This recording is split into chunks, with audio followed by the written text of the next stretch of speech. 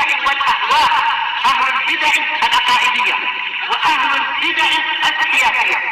أنا أقول بيننا وبينكم السلف، بيننا وبينكم الكتب. Bismillahirrahmanirrahim. Alhamdulillahilladzi arsala rasulahu bil huda wa dinil haq liyudhhirahu 'alad dini kullihi wa kafaa billahi shahida.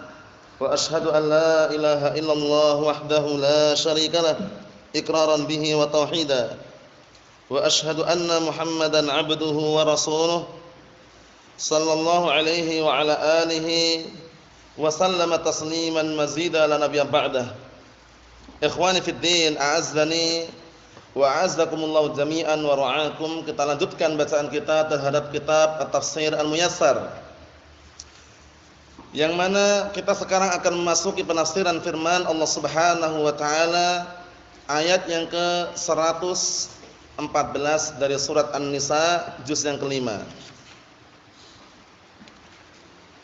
Yang mana ayat yang ke-114 ini menjelaskan kepada kita semuanya bahwa ucapan kebanyakan manusia berbisik-bisik atau ucapan yang dirahasiakan itu tidak ada kebaikannya sedikit pun, kecuali kalau ucapan tersebut adalah ucapan yang baik, ucapan yang ma'ruf, memerintahkan kepada perkara yang baik.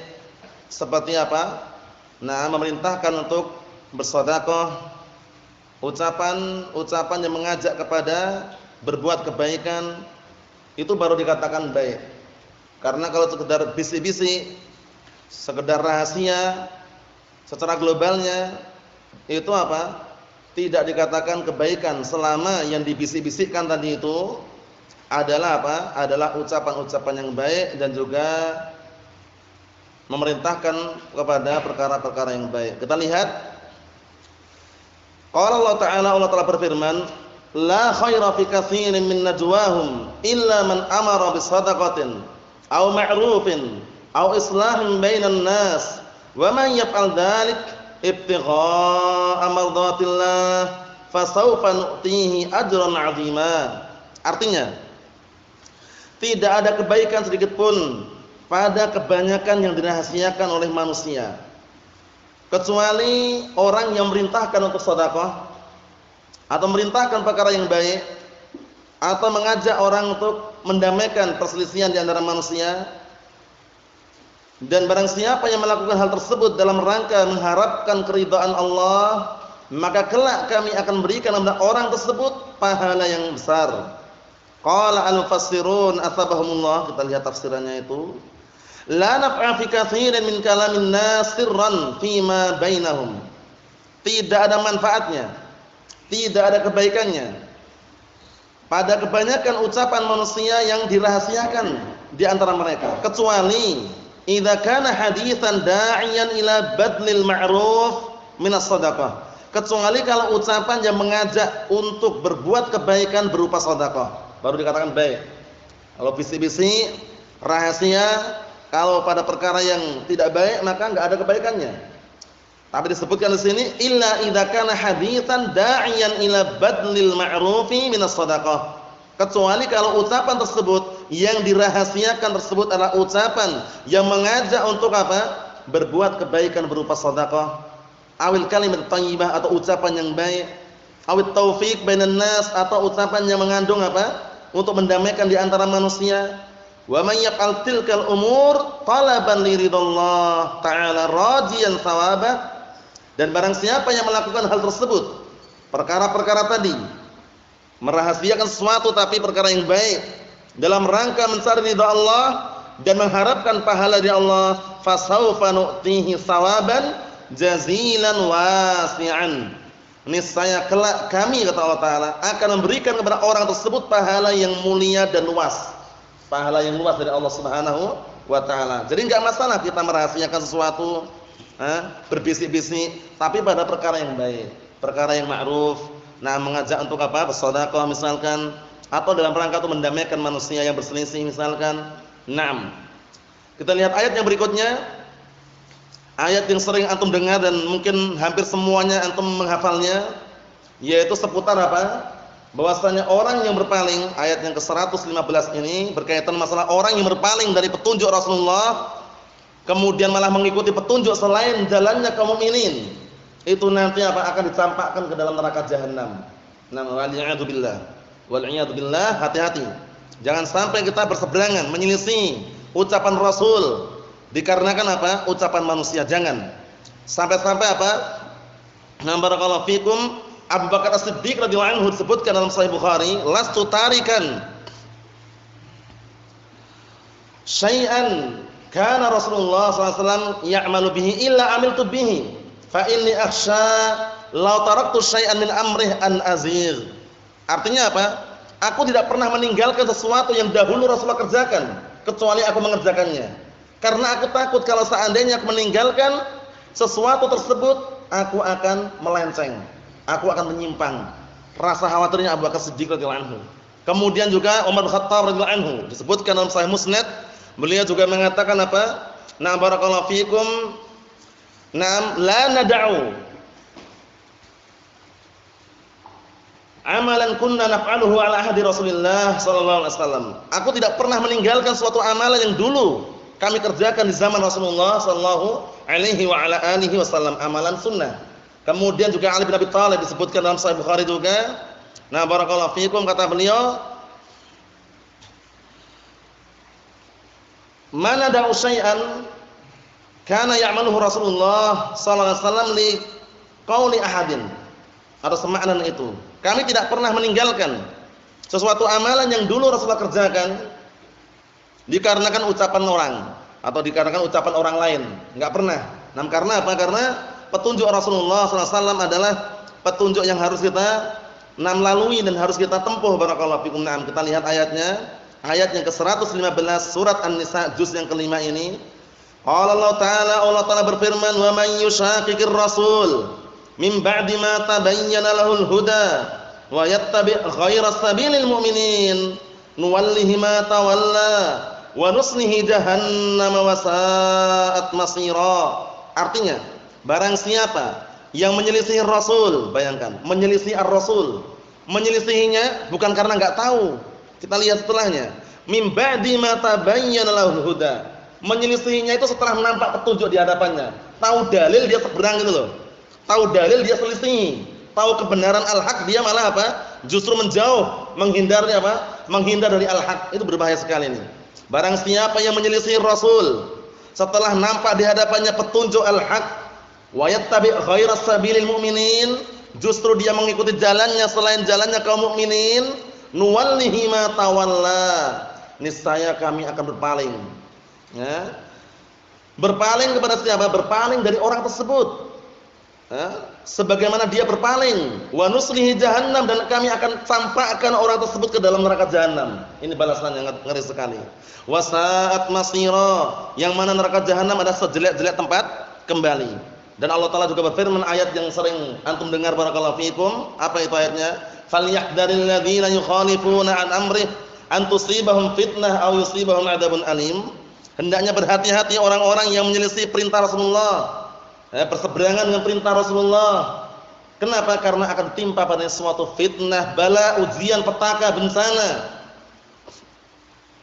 atau ditimpa padanya adab yang pedih. Wal-iyadu billah. Jadi jangan sampai kita menyelisih syariat Rasulullah sallallahu alaihi wa ala alihi wasallam. Seberat apapun, sepahit apapun, kita harus melaluinya dan juga harus menempuhnya. Barakallahu fikum. Walaupun sedikit orang yang menempuh al-haq. Sampai-sampai berkata Imam Ibnu Qayyim al-Jauziyah rahimahullah, dengan semakna beliau mengatakan, alaika bitariqil haq wala tastawhish likillati salikina wa iyyaka wa tariqal batil wala takhtar bi kasratil halikina. Artinya apa? Wajib atasmu untuk menempuh jalan yang benar dan jangan merasa takut, jangan merasa minder dikarenakan sedikitnya orang yang menempuh. Wa iyyaka wa tariqal batil, dan hati-hati kamu dari jalan kebatilan. Wala takhtar bi kasratil halikina, dan jangan tertipu dengan banyaknya orang yang binasa di dalam kebatilan tersebut. Wal'iyadzubillah. Jadi kita harus berjuang, berkorban, sepahit apapun, seberat apapun, al-haq harus kita junjung, harus kita bela. Barakallahu fikum. Naam. Karena jalan yang kita tempuh ini jalannya para salaf, yang mereka sandarannya adalah apa? Al-Qur'an dan As-Sunnah. Itulah jalan keselamatan. Berkata Al-Imam Ibnu Abdul Barr rahimatullah alaih di dalam kitab Al-Istidkar, beliau mengatakan apa? Bali rusdu kulluhu fi ittiba'ihim wa tiba'is sunnah allati naqaluha wa 'amilu biha. Bahkan petunjuk seluruhnya itu ada pada generasi para salaf. Dan juga sunnah yang mereka nukilkan serta sunnah yang mereka apa? Amalkan, bayangkan. Nah, barakallahu fikum. Ikutilah jejaknya para salaf walaupun apa? Seberat apapun, sepahit apapun. Karena jejaknya para salaf adalah apa? Jejak yang berlandaskan Al-Qur'an was sunnah dan bisa dikatakan benar jejak mereka. Nah, jadi bangga tidak masalah, senang tidak masalah dengan sebutan sunni salafi. Karena kata Syekhul Islam Ibnu Taimiyah rahimahullah di dalam Majmu' Fatawa, beliau mengatakan la aiba man adhara madhhab as-salaf wa intasaba ilaih wa i'taza ilaih bal yajibu qabulu dzalika minhu bittifaq fa inna madhhab as-salaf la yakunu illa haqqan. Artinya apa? Tidak ada cacatnya, tidak ada salahnya orang yang berbangga-bangga menisbahkan diri kepada salaf, bangga dengannya, menisbahkan diri kepadanya, menampakkan bahwasanya kami sunni salafi misalkan. Paham ya? Kenapa? Dikarenakan madhabnya para salaf, yaitu jalannya prinsipnya para salaf, la yakunu illa haqqan, tidaklah terjadi kecuali kebenaran. Sumbernya apa sih yang mereka jadikan acuan, yang mereka jadikan patokan? Al-Qur'an dan As-Sunnah. Nah, Al-Qur'an dan As-Sunnah. Ikhwani fid din, azza wa jazakumullah, ini sekedar selingan faedah. Nah, kita lihat tafsirannya. Qala al-mufassirun asabahumullah wa man yukhalifir rasula sallallahu alaihi wa ala alihi wasallam min ba'di ma dhahara lahul haq. Barang siapa yang menyelisih Rasulullah sallallahu alaihi wa ala alihi wasallam setelah nampak di hadapannya al-haq. Ini hati-hati ini. Sudah nampak di hadapannya al-haq, jangan kita malah berpaling dari ucapan atau syariat Rasulullah SAW, berbahaya. Bisa tersesat. Berkata Al-Imam Syafi'i rahimahullah sebagaimana dinukilkan oleh Al-Imam Al-Khatib Al-Baghdadi dalam kitab Al-Faqih wal Mutafaqih, apa kata beliau? Laqad dhalla man taraka hadits Rasulillah sallallahu alaihi wa ala alihi wasallam liqauli man ba'dah. Artinya apa? Sungguh telah sesat orang yang meninggalkan hadisnya Rasulullah sallallahu alaihi wasallam dikarenakan ucapan orang yang setelahnya. Bayangkan, lebih mengedepankan pemikiran para tokoh, lebih mengedepankan pemikiran para ustadznya, para syekhnya. Jangan, kita harus mengedepankan ucapan Allah dan Rasulnya, Al-Quran dan As-Sunnah. Na'am, barakallahu fikum. Nasihat yang sangat bagus. Nasihatnya apa itu? Nasihatnya Al-Imam Al-Auza'i rahimahullah, Abu Amr Abdurrahman bin Amr Al-Auza'i rahimahullah. Beliau menasihatkan dan sering muncul, dan antum sudah pernah mendengarnya. Apa itu kalam beliau? Alaika bi athari man salaf wa in rafatakan nas wa iyyaka wa ara'ar rijal wa in zakhrafuhu laka bil qaul. Atau kama qala rahimahullah. Artinya apa? Wajib atasmu menempuh jejaknya para salaf. Siapa para salaf kita? Para sahabat, tabi'in, atba'ut tabi'in. Wajib kita menempuh jalan mereka. Kemudian apa kata beliau? Wa in rafatakan nas, walaupun manusia menolakmu, manusia membencimu, manusia mengasingkanmu, enggak masalah. Tapi wajib kita mengikuti jejaknya para salaf. Wa iyyaka wa ara'ar rijal. Hati-hati kamu dengan pemikiran para tokoh yang berseberangan dengan dalil. Kenapa? Wa in zakhrafuhu laka bil qaul. Walaupun mereka menghias-hiasi di hadapanmu dengan ucapan. Bayangkan, kita diperintahkan untuk mengikuti jejaknya para salaf. Karena jejaknya para salaf, barakallahu fikum, generasi para salaf itu generasi yang apa? Generasi yang diberikan rekomendasi oleh Allah Subhanahu wa taala, dan juga barakallahu fikum dipuji oleh Rasulullah sallallahu alaihi wa ala alihi wasallam, yang dikenal dengan apa? Al-Qurun Al-Mufaddalah. 3 generasi yang diberikan keutamaan. Khairun nasi qarni, tsumma alladziina yalunahum, tsumma alladziina yalunahum. Sebaik-baik generasi, sebaik-baik manusia adalah generasiku. Generasi siapa? Para sahabat. Kemudian setelah mereka itu para tabi'in. Kemudian setelah mereka itu para atba'ut tabi'in. Mau bahagia, ikuti jejaknya para salaf. Berkata Al-Imam Al-Hafidz Ibnu Hajar Al-Asqalani rahimahullah kama fil Fath,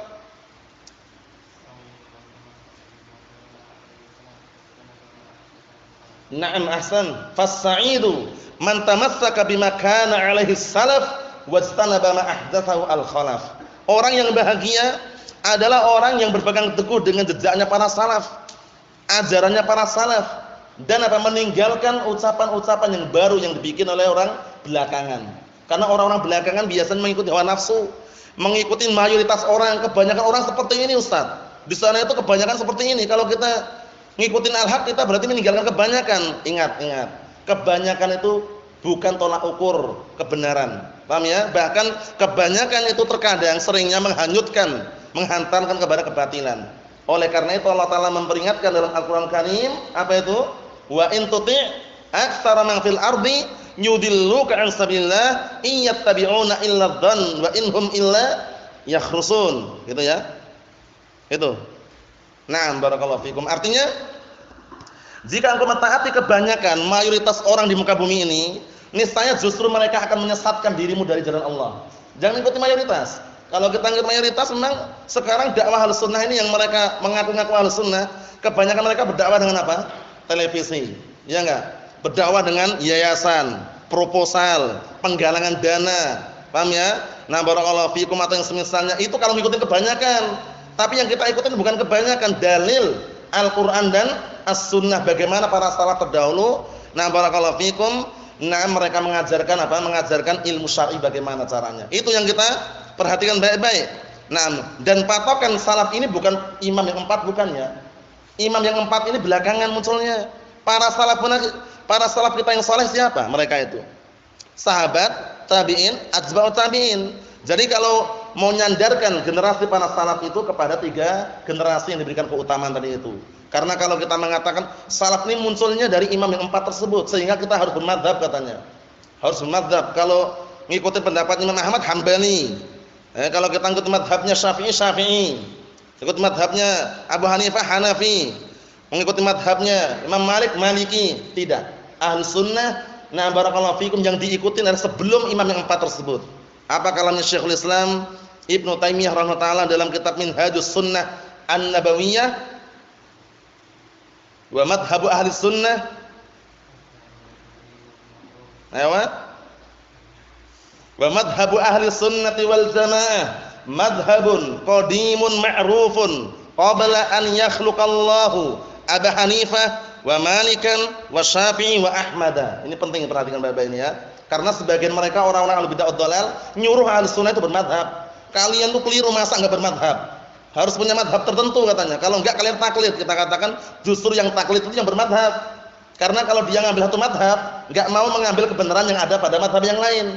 Kalau ahli sunnah mengambil semua madhab, mau Syafi'i, Maliki, Hambali, Hanafi, kalau tidak berseberangan dengan dalil, justru yang paling selamat ahli sunnah wal jamaah. Tidak menganut madhab tertentu sehingga enggak ada taklid. Kata mereka, kalian itu malah enggak bermadhab, malah taklid katanya. Kalau kita bermadhab dengan madhab tertentu sehingga enak, tenang katanya. Kita katakan itu batil. Coba ingat-ingat kalam Syekhul Islam tadi itu. Beliau mengatakan madhab prinsipnya Ahlussunnah wal Jamaah itu adalah madhab yang sejak dahulu ada, sudah dikenal. Sebelum Allah Ta'ala menciptakan siapa tadi? Sebelum Allah Ta'ala menciptakan Abu Hanifah, Malik, Syafi'i, Ahmad. Bayangkan. Jadi sebelum imam 4 itu sudah ada gitu loh. Sebelum imam yang 4 sudah ada. Nah, kenapa? Fa innahu madhhabus sahabah ini. Karena prinsipnya Ahlussunnah, jalannya Ahlussunnah itu adalah jalannya para sahabat. Alladzina talaqawhu an nabiyihim sallallahu alaihi wa ala alihi wasallam. Yang mana para sahabat mengambil langsung ajaran tersebut dari siapa? Rasulullah sallallahu alaihi wa ala alihi wasallam. Wa man khalafa dzalik lam yakun wa man khalafa dzalik kana mubtadi'an 'inda ahli sunnati wal jamaah, kata beliau.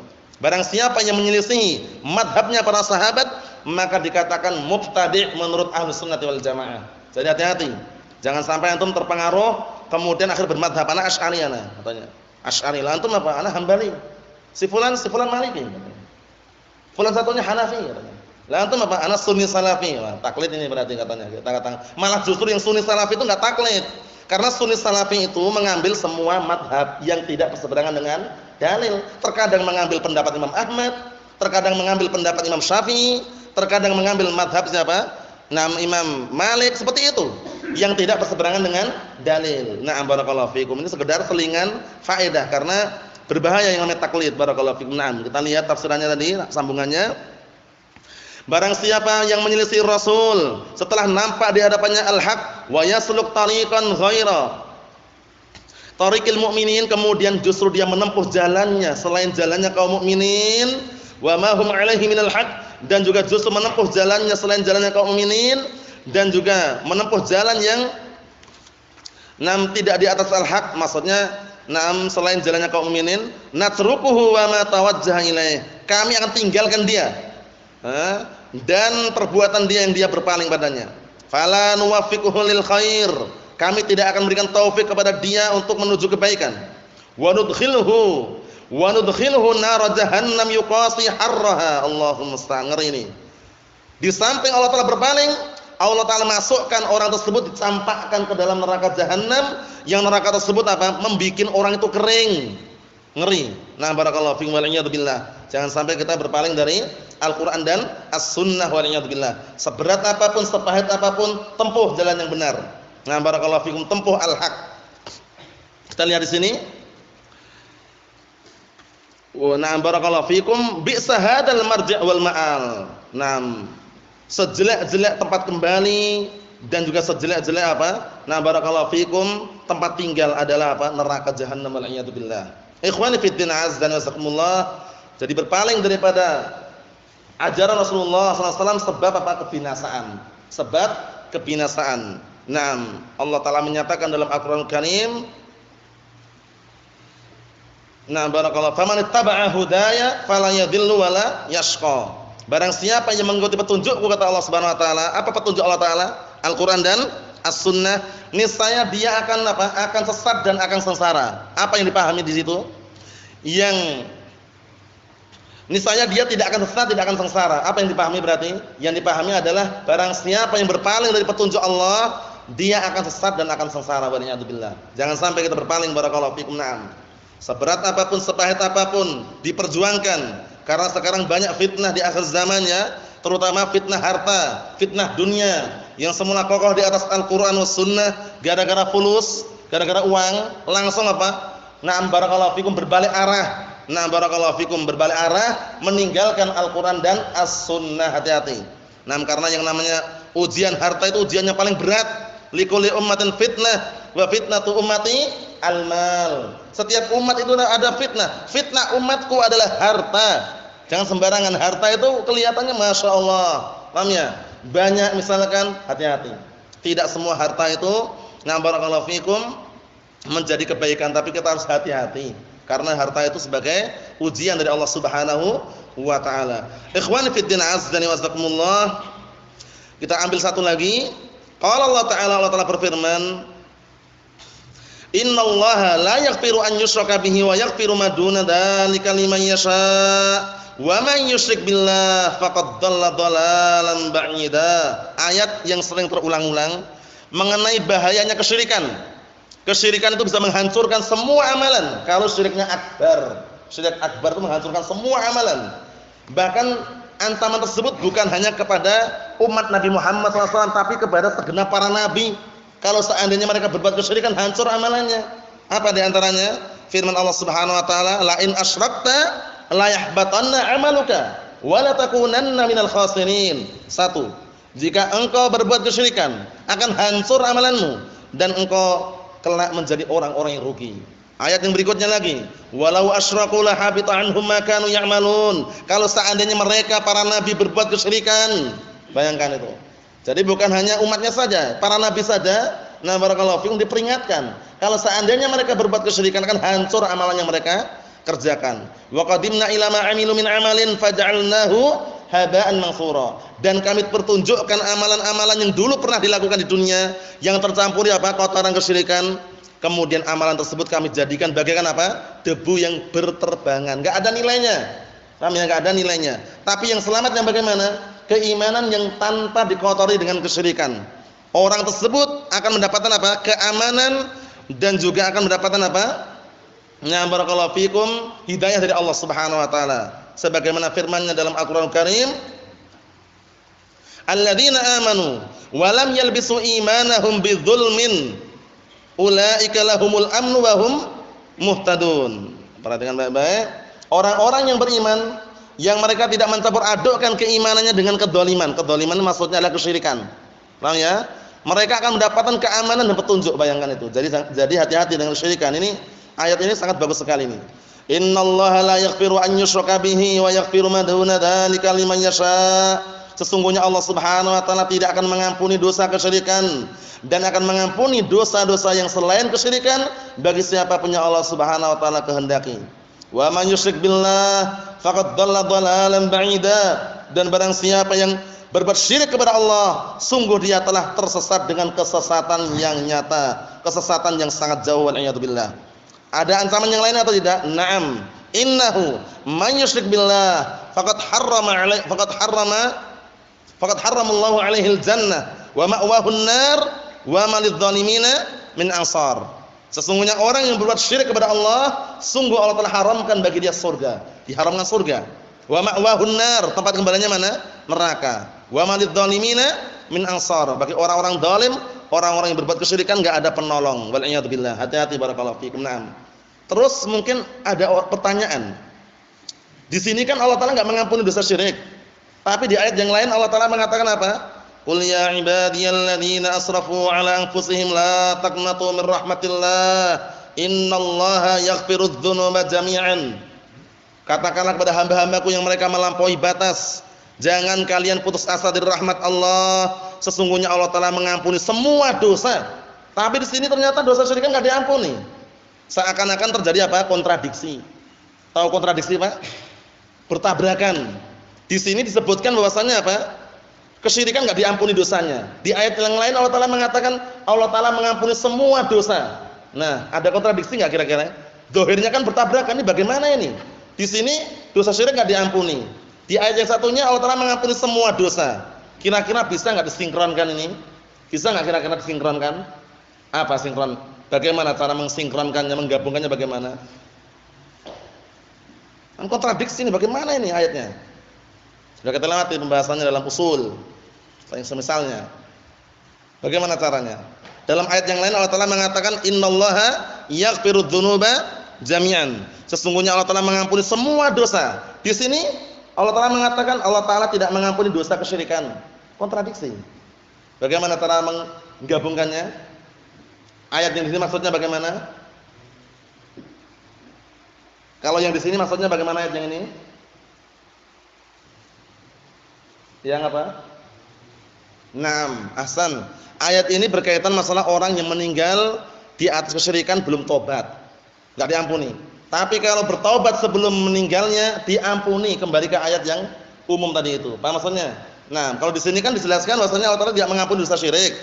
Di ayat yang satunya Allah Taala mengampuni semua dosa, bahkan dosa syirik pun diampuni kalau tobat sebelum meninggalnya. Nah, barakallahu fikum. Jadi enggak ada tanakut, kontradiksi di situ. Qala al-mufassirun asbahumullah innallaha ta'ala la yaghfir an yushraka bihi wa yaghfiru ma duna syirki minadz dzunub liman yasha' min ibadihi. Tafsirannya lihat dulu itu. Sesungguhnya Allah Subhanahu wa taala tidak mengampuni dosa kesyirikan dan Allah Taala akan mengampuni yang selain kesyirikan dari dosa-dosa yang ada bagi siapapun yang Allah Taala kehendaki dari kalangan hamba-hambanya. Wa man yaj'alillahi ta'ala al-wahid al-ahad syarikan min khalqihi. Dan barang siapa yang menjadikan untuk Allah zat yang maha tunggal, zat yang maha satu, Allah, barang siapa yang menjadikan sekutu, mensekutukan Allah Subhanahu wa taala min khalqihi dari kalangan makhluknya, faqad ba'uda 'anil haqq bu'dan kabira. Sungguh dia telah menjauh dari al-haq dengan apa? Dengan kejauhan yang sangat-sangat besar dan jauh. Nasallahu as-salamata wal afiyah fid dunya wal akhirah wa nasallahu an yuwaffiqana wa iyyakum lima yuhibbuhu wa yardah. Walhamdulillahirabbil alamin.